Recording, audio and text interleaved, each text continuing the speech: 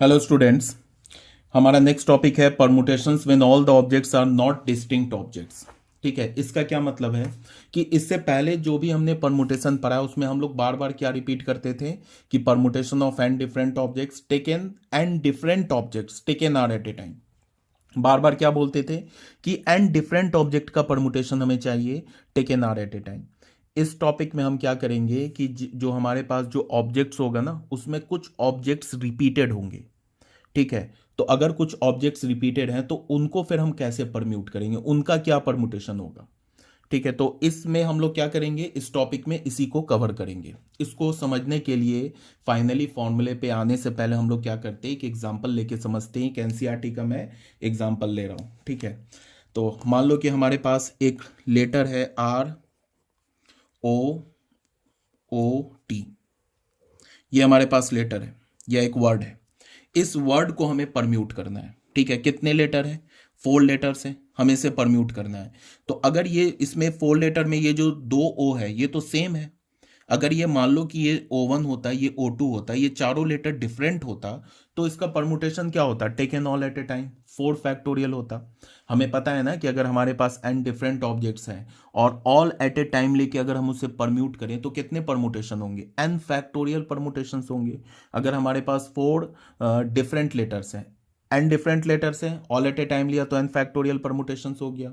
और अगर हमारे पास 4 डिफरेंट लेटर्स है, 4 डिफरेंट लेटर्स है और ऑल एट ए टाइम लेके अगर हम परम्यूट करें तो फिर हमारे पास कितने परमुटेशन होंगे, 4 फैक्टोरियल परमुटेशन। बट यहाँ पे क्या है, यहाँ पे तो चारों लेटर डिफरेंट नहीं है, यहाँ पे ये O और ये O ये तो सेम है। मतलब इसको हम ऐसे बोल सकते हैं कि इसमें 2 लेटर सेम है और बाकी 2 लेटर डिफरेंट है। अब अगर मैं बोलूं कि इसका परमुटेशन बताओ क्या होगा, take n all at a time. अगर मैं इन चारों लेटर्स को ऑल एट ए टाइम लेके परम्यूट करूं तो then find the number of permutation, बताओ कितने परमुटेशन होंगे।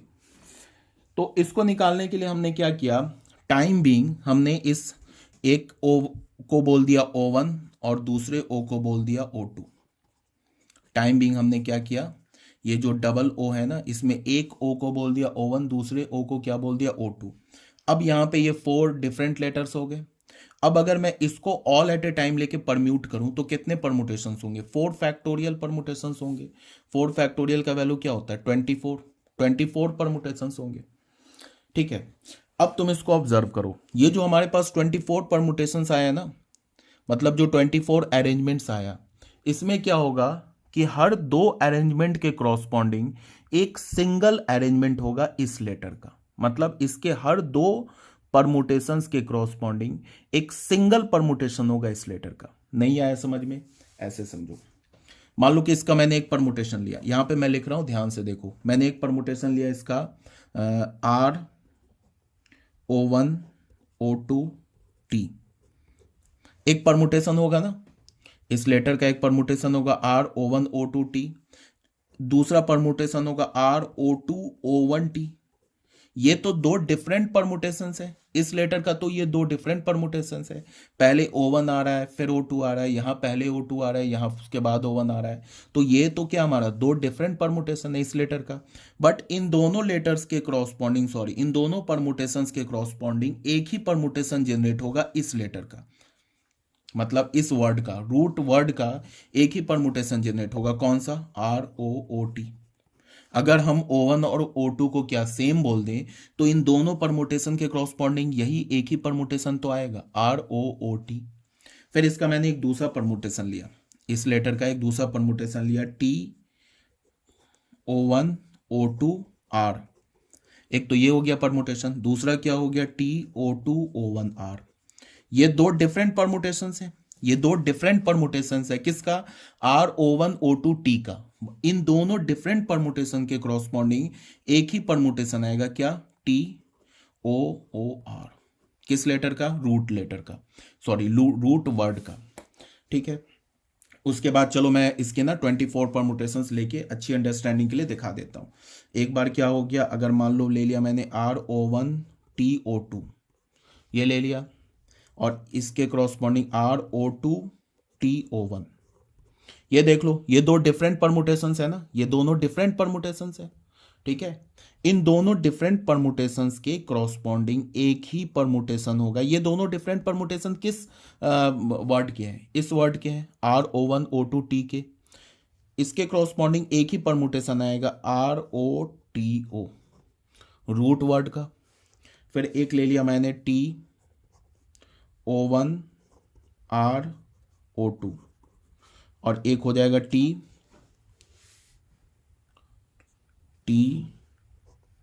TO2RO1।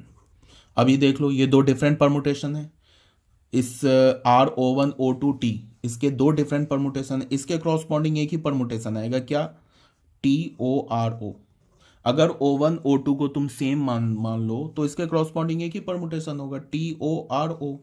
फिर एक हमने ले लिया ऐसे, R ले लिया, मान लो TO1O2, एक हो गया RTO2O1। ये दो डिफरेंट परमुटेशन है, ठीक है। इसके क्रॉसपॉन्डिंग एक ही परमुटेशन होगा, क्या होगा? RTOO। उसके बाद देखो TRO1O2, एक तो ये परमुटेशन हो गया, दूसरा हो गया TRO2O1। ये दो डिफरेंट परमुटेशन है। इसके क्रॉसपॉन्डिंग एक परमुटेशन क्या होगा? TROO। फिर आ जाओ O1O2RT, O2O1RT। ये दो डिफरेंट परमुटेशंस है इस वर्ड के RO1O2T के, बट इसके क्रॉसपॉन्डिंग एक ही परमुटेशन आएगा, कब? जब हम O1O2 को सेम मान लें। कौन सा परमुटेशन होगा? OORT। उसके बाद आ जाओ O1RO2T और O2RO1T। इसके क्रॉसपॉन्डिंग एक परमुटेशन होगा, क्या होगा? OROT। उसके बाद हम लेते हैं O1T O2R O2T O1R। इसके क्रॉसपॉन्डिंग भी एक परमुटेशन होगा, क्या? OTOR। फिर एक मैं ले लेता हूँ तुम्हें O1RT O2 और O2RT O1। इसके भी क्रॉसपॉन्डिंग एक परमुटेशन है, क्या होगा? ORTO। ठीक है, दो परमुटेशंस और बच गए। जैसे इसको हम ले लेते हैं O1TRO2 O2TRO1। इसके क्रॉसपॉन्डिंग एक परमुटेशन क्या होगा? OTRO। ठीक है, और लास्ट बच गया हमारा O1O2TR O2O1TR। इसके क्रॉसपॉन्डिंग एक ही परमुटेशन होगा, OOTR। अब मेरी बात को ना ध्यान से सुनो। ये देखो कितने परमुटेशन हो गए, 2 4 6 8 10 12 14 16 18 20 22 24। ये जो तुम्हारे साइड में परमुटेशन लिखा हुआ है ना, ये किसका परमुटेशन लिखा हुआ है? ये परमुटेशन लिखा हुआ है इस वर्ड का, RO1O2T का। इस वर्ड के हर दो परमुटेशन के क्रॉसपॉन्डिंग इस वर्ड का एक सिंगल परमुटेशन मिलेगा। देख लो यहाँ इस दो परमुटेशन के क्रॉसपॉन्डिंग क्या मिला हमें? एक सिंगल परमुटेशन मिला। ये क्या हो गया? TO1O2R और TO2O1R। ये दो डिफरेंट परमुटेशन के क्रॉसपॉन्डिंग एक सिंगल परमुटेशन मिला। तो अगर मैं ROOT इस वर्ड का अगर मैं बोलूं कि बताओ टोटल कितने परमुटेशंस होंगे, तो हम क्या करेंगे? इसके जितने परमुटेशंस होंगे ना, ये 24, इसको 2 से डिवाइड कर देंगे। 2 से डिवाइड कर देंगे तो इसके नंबर ऑफ परमुटेशंस आ जाएंगे। समझ में आ रही है बात क्या बोल रहा हूँ? क्यों ऐसा 2 से क्यों डिवाइड करेंगे? बिकॉज इस वर्ड के हर दो परमुटेशंस के क्रॉसपॉन्डिंग इस वर्ड का एक सिंगल परमुटेशन आ रहा है।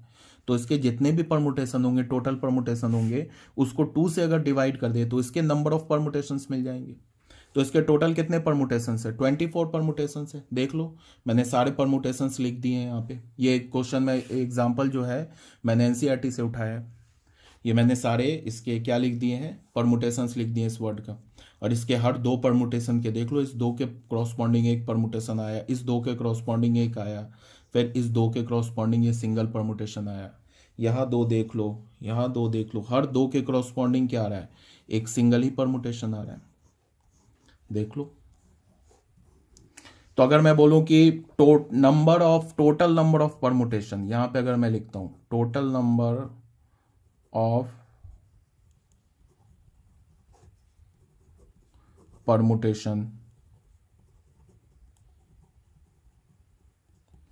of ROOT word taken all at a time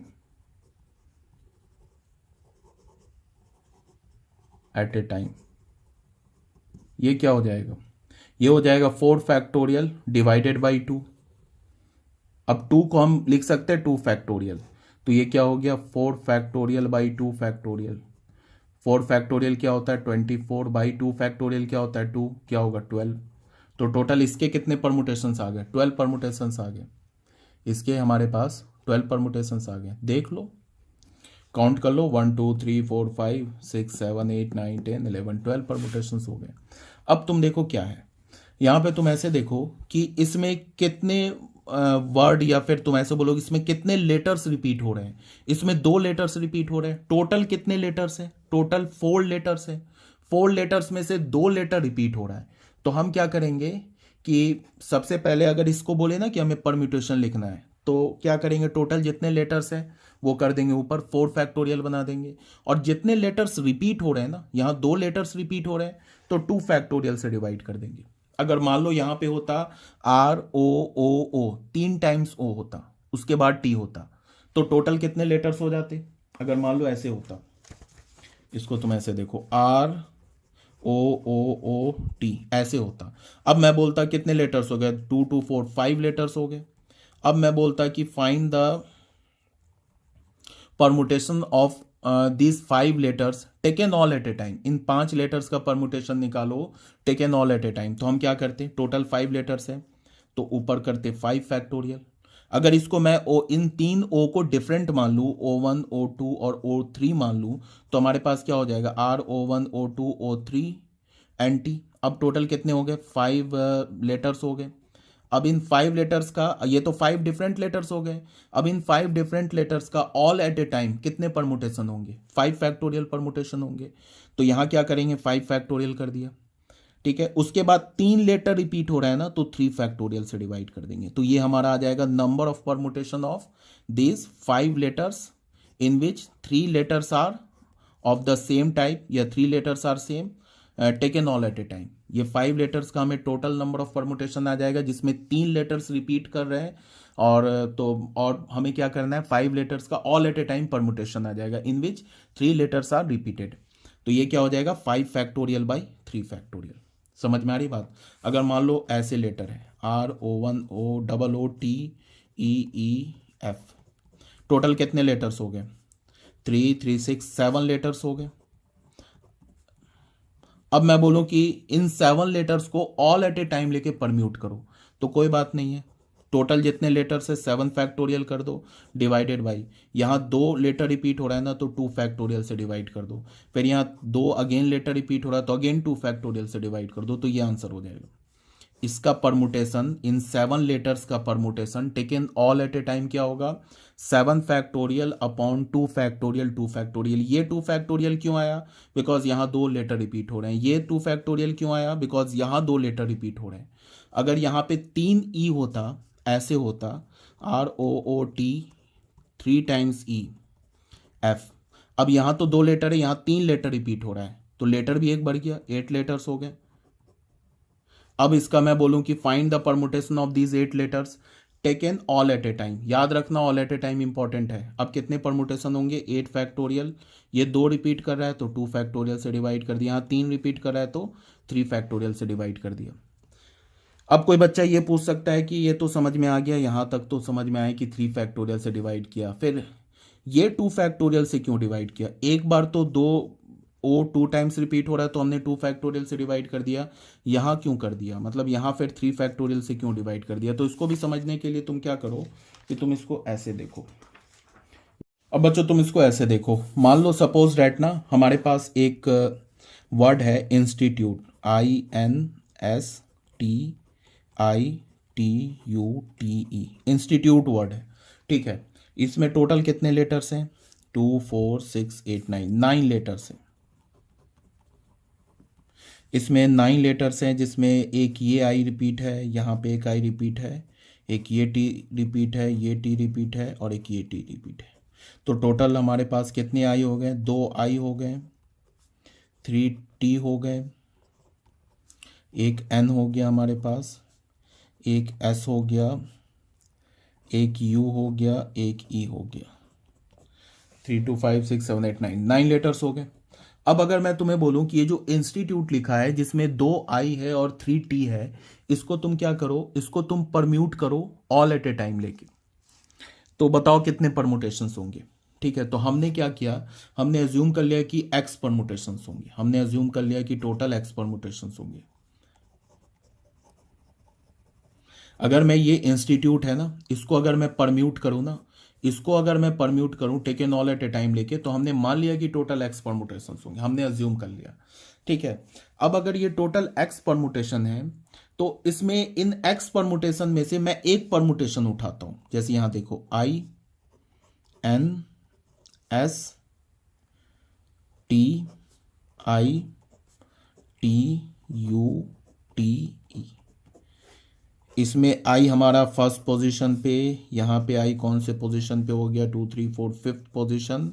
यहाँ पे टी हमारा किस पोजीशन पे है, एक 4th पोजीशन पे है, एक 6th पोजीशन पे है और एक 8th पोजीशन पे। ठीक है, अब मेरी बात को बिल्कुल ध्यान से सुनो, ये जो मैंने एक परमुटेशन लिखा है ना, ये इन एक्स परमुटेशन में से एक परमुटेशन लिखा है। ठीक है, अब यहां पे देखो क्या है, अगर ये दोनों आई तो सेम है, ये दोनों आई तो सेम है, अगर ये दोनों आई को मैं डिफरेंट कर दूं, एक को I1 बोल दूं, एक को I2 बोल दूं, तो इन 2 आई की वजह से कितने नए परमुटेशन जनरेट हो जाएंगे, 2 फैक्टोरियल, 2 परमुटेशन जनरेट हो जाएंगे। अगर मैंने इस I1 और I2 को अलग अलग डिफरेंट कर दिया ना, इसे I1 बोल दिया, इसे I2 बोल दिया, तो 2 फैक्टोरियल मतलब 2 नए परमुटेशन जनरेट हो जाएंगे। कैसे, ये I1 I2, ये सॉरी, ये इसको हमने I1 बोल दिया, इसको I2 बोल दिया, ये अपने पोजीशन बाकी लेटर्स को बिना, बाकी लेटर्स के पोजीशन को बिना चेंज किए हुए ये 2 आई आपस में इस 2 बॉक्स में कितने वे से क्या बोल सकता हूँ, परम्यूट हो सकता है, 2 वे से। कैसे, अगर ये I1 है और ये I2 है, तो I2 उठ के यहाँ पे आ गया, I1 उठ के यहाँ पे आ गया, तो ये क्या हो जाएगा, 2 परमुटेशन मिल जाएगा। इसके क्रॉसपॉन्डिंग, ये जो परमुटेशन लिखा हुआ है इसके क्रॉसपॉन्डिंग कितने परमुटेशन मिल जाएंगे, 2 परमुटेशन मिल जाएंगे। कब, जब हमने I1 और I2 को डिफरेंट बोल दिया। तो बाकी सारे किसी भी लेटर का पोजीशन चेंज मत करो, ये I1 और I2 आपस में इंटरचेंज कितने वे से हो सकते हैं, 2 फैक्टोरियल वे से इंटरचेंज हो सकते हैं। ठीक है, अब अगर मैंने T1, इसको ये जो 3T लिखा है ना, इसको मैंने T1 बोल दिया, इसे T2 बोल दिया, इसे T3 बोल दिया, तो ये जो T1 T2 T3 बाकी सारे लेटर्स के पोजीशन को बिना चेंज किए हुए, ये जो 3T है, इन 4th पोजीशन, 6th पोजीशन और 8th पोजीशन में कितने वे से इंटरचेंज हो सकता है, 3 फैक्टोरियल वे से इंटरचेंज हो सकता है। 3 बॉक्स है, 3 नंबर है, कितने वे से अरेंज कर सकते हो, 3 फैक्टोरियल वे से अरेंज कर सकते हो।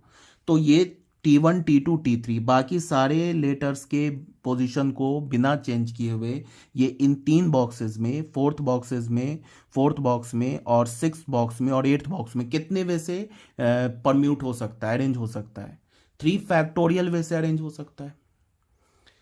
तो अब तुम ऐसे देखो, आई की वजह से कितने परमुटेशन बने, 2 फैक्टोरियल परमुटेशन बने। कब, जब हमने I1 I2 इसको दोनों आई को डिफरेंट मान लिया, तो 2 फैक्टोरियल नए परमुटेशन बने। और टी की वजह से अगर मैंने इसे T1 T2 T3 बोल दिया, तो फिर कितने परमुटेशन बने, 3 फैक्टोरियल परमुटेशन बने। अब I1 मतलब आई और ये टी, इन दोनों के परमुटेशन को मैं इकट्ठे लगा दूं तो कितने परमुटेशन बन जाएंगे, फंडामेंटल प्रिंसिपल ऑफ मल्टीप्लीकेशन से 2 factorial into 3 factorial permutation. I1 की वजह से 2 फैक्टोरियल परमुटेशन जनरेट हुआ, टी की I1 मत मीन्स I1 I2 की वजह से, ये आई की वजह से 2 फैक्टोरियल परमुटेशन जनरेट हुआ, और टी की वजह से 3 फैक्टोरियल परमुटेशन जनरेट हुआ। इस दोनों को मैं अगर इकट्ठे अप्लाई कर दूं तो कितने परमुटेशन जनरेट हो जाएंगे, 3 फैक्टोरियल इंटू 2 फैक्टोरियल। 3 फैक्टोरियल क्या होता है 6 और 2 फैक्टोरियल क्या होता है 2, तो 12 परमुटेशन जनरेट हो जाएंगे।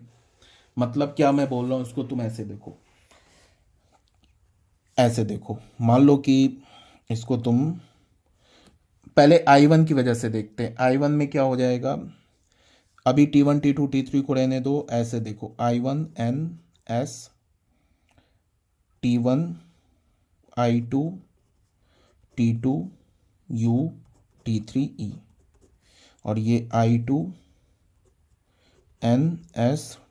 T1 I1 T2U T3E। देखो I की वजह से ये दो परमुटेशन बन गए, ये दो परमुटेशन बन गए I की वजह से। देख लो, कुछ नहीं किया है, एक बार हमने I2 को इधर रख दिया, I1 को इधर, यहाँ पे I1 ये I2 है। अब ये दो परमुटेशन बन गए। अब इस दो में से इसके लिए फिर तीन परमुटेशन बन जाएंगे, इसके लिए तीन परमुटेशन बन जाएंगे। कब? जब इसमें मैं T1 T2 और ये T3 को परम्यूट करूंगा, तो यहां से फिर तीन परमुटेशन आ जाएंगे। फिर इसके क्रॉसपॉन्डिंग भी तीन परमुटेशन बन जाएंगे। कब? जब यहाँ पे मैं T1 T2 और T3 को परम्यूट कराऊंगा। तो टोटल कितने परमुटेशन नए बन गए? 1 2 3 4 5 6 परमुटेशन बन गए। समझ रहे हो बात? तो ये 6 परमुटेशन कहां से आए?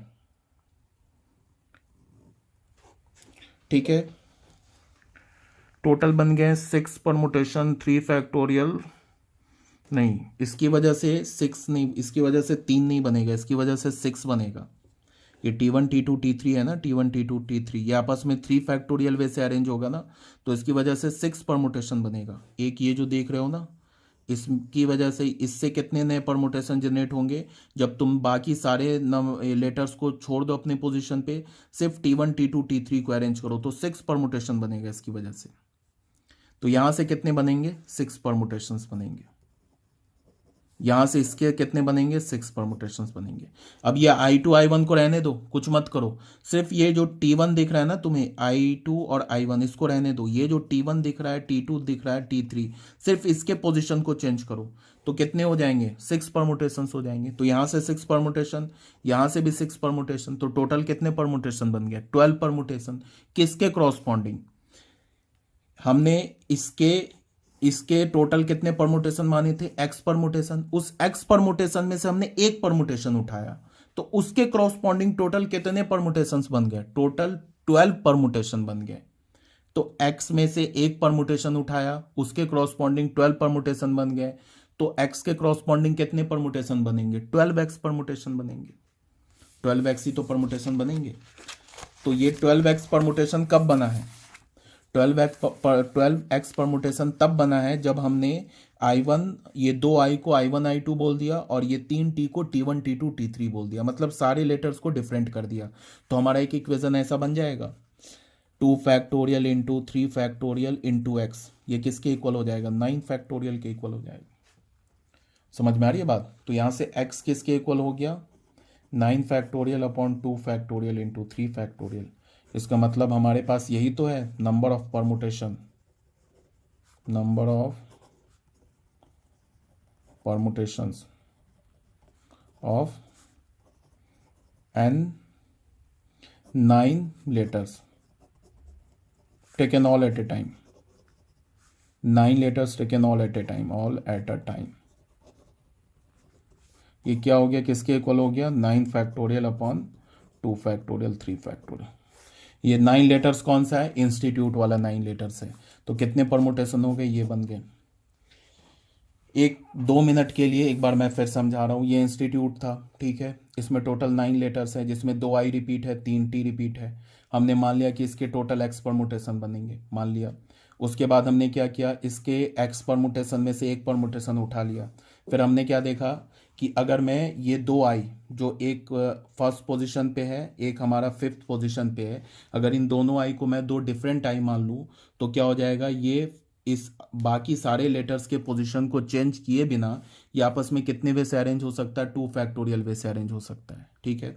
उसके बाद फिर मैंने बोला कि ये टी देखो, जो 4th पोजीशन, 6th पोजीशन और 8th पोजीशन पे है, तो अगर इसको मैं तीनों को 3 टी को 3 डिफरेंट टी मान लूँ, तो ये 4th बाकी सारे लेटर्स के पोजीशन को चेंज किए बिना ये इस 4th पोजीशन, 6th पोजीशन और 8th पोजीशन में आपस में कितने वे से अरेंज हो सकता है? 3 फैक्टोरियल वे से अरेंज हो सकता है। तो मैं अगर I1 का I का अरेंजमेंट और T का अरेंजमेंट इकट्ठे यूज कर लूँ, मतलब I को भी मैं परम्यूट कर दूँ और T को भी परम्यूट कर दूँ, तो कितने वे से परम्यूट हो जाएगा? मीन्स इस एक परमुटेशन के क्रॉसपॉन्डिंग कितने परमुटेशन जनरेट हो जाएंगे? 2 factorial into 3 factorial permutation generate हो जाएंगे। एक्स परमुटेशन में से एक परमुटेशन के corresponding 2 factorial into 3 factorial permutation generate हो जाएंगे। वो भी यहाँ पे मैंने एक्सप्लेन करने की कोशिश की। जैसे एक परमुटेशन है, ठीक है, इसके क्रॉसपॉन्डिंग, इसमें हमने क्या किया, यहाँ पे I1 है, यहाँ पे I2 है, ठीक है, इसके क्रॉसपॉन्डिंग क्या होगा, 6 परमुटेशन आ जाएगा। कब, जब हमने ये T1, इस T1, इस T2 और इस T3 को मैं परम्यूट करा दूं इसी 3 पोजीशन पे, तो इस के क्रॉसपॉन्डिंग कितने परमुटेशन आ जाएंगे, 6 परमुटेशन आ जाएंगे। बिकॉज ये T1, T2, T3 इन 3 प्लेस पर 6 वेज से अरेंज हो सकता है, तो 6 वे परमुटेशन आ गए। फिर ये भी हमारा दूसरा परमुटेशन है। ये परमुटेशन कब है, जब हमने आई को आपस में इंटरचेंज किया है, मतलब आई के पोजीशन को चेंज किया, तो ये दूसरा परमुटेशन है। फिर इसके भी क्रॉसपॉन्डिंग 6 परमुटेशन बन जाएंगे। कब, जब हमने T1, T2 और T3 को आपस में क्या करें, परम्यूट करें, तो टोटल कितने परमुटेशन बन गए, 12 परमुटेशन बन गए। तो ये 12 परमुटेशन किससे बने, ये एक्स परमुटेशन के एक परमुटेशन से 12 नए परमुटेशन जनरेट हो गए। कब जनरेट हो गए, जब हमने इस दो आई को दो सेम आई को 2 डिफरेंट आई बोला, और ये 3 सेम टी को 3 डिफरेंट टी बोला, तब जाके इसके एक परमुटेशन के corresponding 2 factorial into 3 factorial permutation generate हो गया। तो फिर हमने इक्वेशन क्या बना लिया, हमने क्या बोल दिया कि टोटल कितने परमुटेशन हो गए, 2 factorial into 3 factorial into x, ठीक है। अगर ये हमने इसको ऐसे मल्टीप्लाई कर दिया तब तो ये तो n फैक्टोरियल के इक्वल हो जाएगा, बिकॉज हमने क्या किया, इन दोनों आई को 2 डिफरेंट, सेम आई को 2 डिफरेंट आई बोल दिया, और 3 डिफरेंट टी को क्या हमने बोल दिया, सॉरी 3 सेम टी को 3 डिफरेंट टी बोल दिया, तब तो सारे लेटर्स डिफरेंट हो गए ना, तब तो क्या हो जाएगा, तब कितना परमुटेशन हो जाएगा, 9 फैक्टोरियल परमुटेशन। तो ये हो गया 9 फैक्टोरियल परमुटेशन के इक्वल। तो यहाँ से क्या हो गया, एक्स का वैल्यू क्या हो गया, 9 factorial upon 2 factorial into 3 factorial, ठीक है। तो इसका मतलब क्या है कि मैं इस लेटर को कितने वे से अरेंज कर सकता हूँ, मैं इस लेटर को 9 factorial upon 2 factorial into 3 factorial way से अरेंज कर सकता हूँ। अब ये इसको तुम ऐसे देख लो, ये 2 फैक्टोरियल कहाँ से आ गया, ये 2 फैक्टोरियल आ गया, ये जो 2 फैक्टोरियल आया ये कहाँ से आया, ये आया बिकॉज यहाँ पे जो आई है वो 2 बार रिपीट हो रहा है, ये आई और ये आई 2 बार रिपीट हो रहा है, तो एक डिनोमिनेटर में 2 फैक्टोरियल आ गया, और यहाँ पे जो टी है ये 3 बार रिपीट हो रहा है, तो एक 3 फैक्टोरियल आ गया। अब मैं तुम्हें ऐसे लेटर दे दूँ, MII III 2S 4P MB एक बार N ऐसे दे दूँ। अब मैं बोलूँ कि इसे अरेंज करो, take n all at a time, तो सबसे पहले काउंट करो कितने लेटर हैं, 3 4 5 6 2 8 2 10 2 12 2 14, 14 लेटर्स हैं टोटल, तो लिख दो 14 फैक्टोरियल। M कितनी बार रिपीट हो रहा है, 2 बार, तो 2 फैक्टोरियल से डिवाइड कर दो। I कितनी बार रिपीट हो रहा है, 3 बार, तो 3 फैक्टोरियल से डिवाइड कर दो। S कितनी बार रिपीट हो रहा है, 2 टाइम्स, तो 2 फैक्टोरियल से डिवाइड कर दो, ठीक है। P कितने बार रिपीट हो रहा है, 4 टाइम्स, तो 4 फैक्टोरियल से डिवाइड कर दो। N कितनी बार रिपीट हो रहा है, ये भी 3 टाइम्स, तो 3 फैक्टोरियल से डिवाइड कर दो। तो ये हमारा आंसर हो गया। मतलब कि पहले तो सारे लेटर को काउंट करके लिख दो, अब देख लो जो लेटर, जो ऑब्जेक्ट जितनी बार रिपीट हो रहा है ना, उतनी फैक्टोरियल से नीचे डिवाइड कर दो, आंसर आ जाएगा, ठीक है। तो ये था हमारा परमुटेशन। अब इसको हम लोग फॉर्मली लिख लेते हैं। ये तो समझाने वाली बात हो गई, आई होप मैंने पूरी कोशिश की है समझाने की। अभी भी अगर कोई डाउट हो गया, डाउट रह गया, तो फिर मुझे कमेंट करके लिखो, फिर मैं देखता हूँ उस डाउट में क्या, मतलब अगर तुम्हें लगेगा कि ज़्यादा डाउट है तो फिर मैं एक सेपरेट वीडियो बना दूंगा, ठीक है बच्चों। इसी पे आ जाओ theorem number 3 and theorem number 4 में। थ्योरम नंबर 3 में क्या बोल रहा है, जो अभी मैंने समझाया ना, इसी बेस पर है कि the number of permutation of n objects where p objects are of the same kind and the rest are all of different is n factorial upon p factorial। मतलब क्या बोल रहा है कि हमारे पास टोटल कितने ऑब्जेक्ट्स गिवन है, हमारे पास टोटल n ऑब्जेक्ट्स गिवन है। n ऑब्जेक्ट्स में p ऑब्जेक्ट्स जो है वो सेम टाइप का है, ठीक है। तो टोटल नंबर ऑफ परमुटेशन क्या होगा, taken all at a time क्या होगा, n factorial by p factorial. इसको तुम ऐसे समझो कि मान लो कि हम ऐसे बोलें कि हमारे पास 5 ऑब्जेक्ट्स हैं, या 5 लेटर्स ले लो, A L L L B, ये टोटल कितने हो गए, 5 लेटर्स हो गए। तो 5 लेटर्स में से 3 लेटर्स जो है ना सेम टाइप का है, तो total number of permutation of this 5 letters taken all at a time क्या होगा, 5 फैक्टोरियल अपॉन यहाँ पे जो 3 लेटर है ना सेम टाइप का, तो 3 फैक्टोरियल। ये आंसर हो गया। आ रही मेरी बात समझ में, यही बात बोल रहा है इसमें। The number of permutation of n objects, n का काम यहाँ पे क्या कर रहा है 5, where p objects are of the same kind, p का काम क्या कर रहा है 3, and the rest are all different is n factorial. मतलब देखो 3 लेटर जो है सेम टाइप के, रेस्ट जो है वो डिफरेंट है, तो number of permutation of this 5 letters taken all at a time क्या होगा, 5 फैक्टोरियल अपॉन 3 फैक्टोरियल। ये हो गया हमारा थ्योरम नंबर 3, जिसको मैंने एक्सप्लेन कर रखा है। ठीक है, अब इसके लिए तुम इसको ऐसे देखो, यहाँ पे थ्योरम नंबर 4 देख लो। थ्योरम नंबर 4 में क्या बोला है, the number of permutations of n objects. ठीक है, एन ऑब्जेक्ट्स हैं, P1 ऑब्जेक्ट्स पहले काइंड का है, P2 ऑब्जेक्ट दूसरे काइंड का है, dot dot Pk object are of the kth kind. P1 object जो है फर्स्ट काइंड का है, P2 ऑब्जेक्ट सेकेंड काइंड का है, और उसके बाद Pk ऑब्जेक्ट केथ काइंड का है। और अगर कोई बाकी बचा है, रेस्ट बचा है, तो वो बाकी सब डिफरेंट है। तो टोटल नंबर ऑफ परमुटेशन क्या हो जाएगा, n factorial upon P factorial, P1 factorial into P2 factorial dot dot Pk factorial. मतलब तुम ऐसे देखो, मान लो हमारे पास ऐसे लिखा हुआ है A B C D F, ऐसे लिखा है। कितने लेटर हो गए, 3 6 8 10 11 लेटर्स हो गए। 11 लेटर्स में क्या दे रखा है कि जैसे हमारे पास, इसको हम लोग ऐसे बोले P1 ऑब्जेक्ट, मतलब ये जो पहला ऑब्जेक्ट है P1 ऑब्जेक्ट क्या हमारे पास, ठीक है, यहाँ बोला है ना where P1 objects are of one kind, मतलब कि 3 ऑब्जेक्ट्स, P1 का वैल्यू क्या है यहाँ पे 3, 3 ऑब्जेक्ट्स एक काइंड के हैं।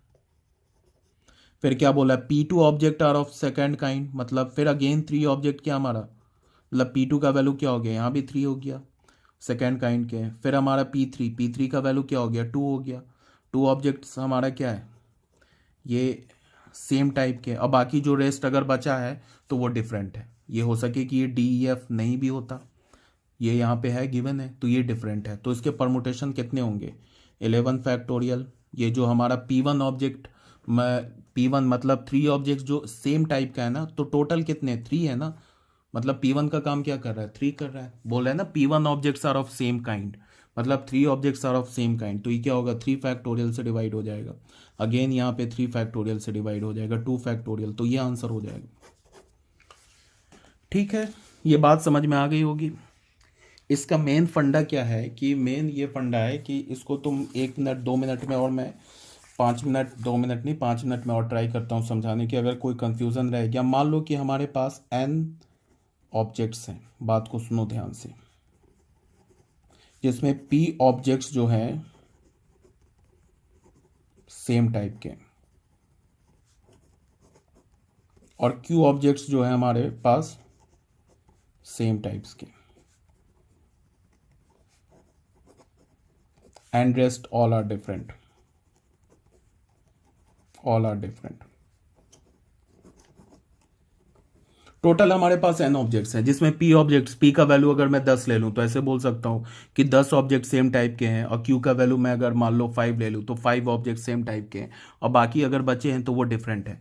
तो टोटल नंबर ऑफ परमुटेशन क्या हो जाएगा, n factorial upon P factorial Q factorial, ये हो जाएगा। इसका प्रूफ तुम ऐसे देख लो कि इसको मैं ऐसे बोलता हूँ कि हमारे पास n ऑब्जेक्ट्स हैं टोटल, अगर ये जो P ऑब्जेक्ट्स हैं ना, अगर ये सेम टाइप के हैं, ठीक है, इसको मान लो कि अगर मैं बोलूं कि इस n ऑब्जेक्ट्स का permutation low, taken all at a time, जिसमें P ऑब्जेक्ट सेम टाइप के हैं और Q ऑब्जेक्ट सेम टाइप के, अब बताओ कितने परमुटेशन होंगे। तो मैंने मान लिया कि x परमुटेशंस होंगे, क्या होंगे x परमुटेशंस होंगे, मान लिया। अब इस x परमुटेशन से यहाँ पे थोड़ा सा IQ लगाना होगा। इस x परमुटेशन से में से कोई भी तुम एक परमुटेशन उठा लो, x परमुटेशन होंगे किसके, इस n ऑब्जेक्ट्स के, जिसमें P ऑब्जेक्ट सेम टाइप के और Q ऑब्जेक्ट सेम टाइप के हैं। तो इस x परमुटेशंस में से कोई एक परमुटेशन उठा लो, उस एक परमुटेशन के कॉरस्पॉन्डिंग अगर मैंने पी ऑब्जेक्ट्स जो ये सेम टाइप के हैं इसको मैंने डिफरेंट टाइप का कर दिया, मतलब हर एक को अलग अलग बोल दिया, पी का वैल्यू 4 ले लो, तो मतलब 4 ऑब्जेक्ट सेम टाइप के हैं, उन 4 ऑब्जेक्ट्स को मैंने अगर डिफरेंट बना दिया तो ये जो 4 ऑब्जेक्ट या जो पी ऑब्जेक्ट्स हैं बाकी सारे ऑब्जेक्ट्स के पोजीशन को बिना चेंज किए हुए कितने वे से परम्यूट हो जाएंगे? पी फैक्टोरियल वे से परम्यूट हो जाएंगे। अगर पी ऑब्जेक्ट सेम टाइप के इन पी ऑब्जेक्ट्स को मैं पी डिफरेंट ऑब्जेक्ट बना दूं तो ये जो पी ऑब्जेक्ट होंगे इस एक्स परमुटेशन का एक परमुटेशन उठा लिया, उसमें क्या होगा, पी ऑब्जेक्ट अगर सेम टाइप के हैं तो पी क्या होगा, मतलब 4, पी का वैल्यू 4 ले लिया तो 4 ऑब्जेक्ट होंगे जो सेम टाइप के होंगे। अगर उन 4 ऑब्जेक्ट को मैं क्या बोलूं कि डिफरेंट बना दूं तो 4 ऑब्जेक्ट बाकी किसी भी ऑब्जेक्ट के पोजीशन को चेंज किए बिना कितने वे से परम्यूट हो सकता है? पी फैक्टोरियल वे से परम्यूट हो सकता है। ठीक है, अब सेम लाइन पे क्यू ऑब्जेक्ट अगर क्या हमारा सेम टाइप का है तो ये क्यू ऑब्जेक्ट कितने वे से परम्यूट हो सकता है? क्यू फैक्टोरियल वे से परम्यूट हो सकता है। तो इस एक्स परमुटेशन के एक परमुटेशन के कॉरस्पॉन्डिंग कितने नए परमुटेशन बन गए? P factorial into Q factorial नए परमुटेशन बन गए। तो एक के क्रॉसपॉन्डिंग बने P factorial into Q factorial permutation, तो एक्स के क्रॉसपॉन्डिंग कितने बनेंगे? X into P factorial into Q factorial permutation. और अब हमने क्या, जो सेम टाइप था उसको हमने सबको डिफरेंट डिफरेंट बना दिया। पी ऑब्जेक्ट सेम टाइप का था उसको हमने पी डिफरेंट ऑब्जेक्ट बोल दिया, और क्यू ऑब्जेक्ट सेम टाइप का था तो हमने उसे क्यू डिफरेंट ऑब्जेक्ट बोल दिया। तो अब यहां पे ये किसके इक्वल हो जाएगा? एन फैक्टोरियल के इक्वल हो जाएगा। बिकॉज हमने जब सारे ऑब्जेक्ट को डिफरेंट बना दिया तब परमुटेशन क्या होगा? एन फैक्टोरियल होगा। तो यहां से एक्स किसके इक्वल हो गया? N factorial upon p factorial q factorial. ये जो है मतलब एज सच प्रूफ है इसका, ऐसे ही लॉजिकल ही प्रूफ होगा और कुछ नहीं है। अब इसी को तुम और बढ़ा लो, पी की जगह यहाँ पे बोल दो एम ऑब्जेक्ट सेम टाइप के, तो यहाँ भी एक एम फैक्टोरियल आ जाएगा। आई होप क्लियर हो गया होगा। अगर नहीं क्लियर हुआ है तो फिर तुम मुझे कमेंट करके बताओ, फिर मैं देखता हूँ। अगर मुझे लगेगा कि इस पर सेपरेट वीडियो बनानी है, तुम लोगों को प्रॉब्लम है समझने में, कहीं पर भी बच्चों प्रॉब्लम हो ना तो मुझे तुरंत कमेंट करके बताओ कि सर यहाँ पे समझ में नहीं आया, यहाँ पे आपने ये समझाया, इस टाइम से इस टाइम में नहीं समझ में आया। तुरंत मुझे कमेंट करो, मैं हर एक कमेंट को रीड करता हूँ। ठीक है, और मैं तुरंत उस पर एक्शन लूंगा, तुरंत मैं नया वीडियो बना दूंगा या फिर तुम्हें अलग से समझा दूंगा कुछ करके। बट डाउट नहीं रहना चाहिए इस चैप्टर में, इसीलिए मैं इतना टाइम लेके वीडियो बना रहा हूँ। ठीक है, चलो फिर, ओके।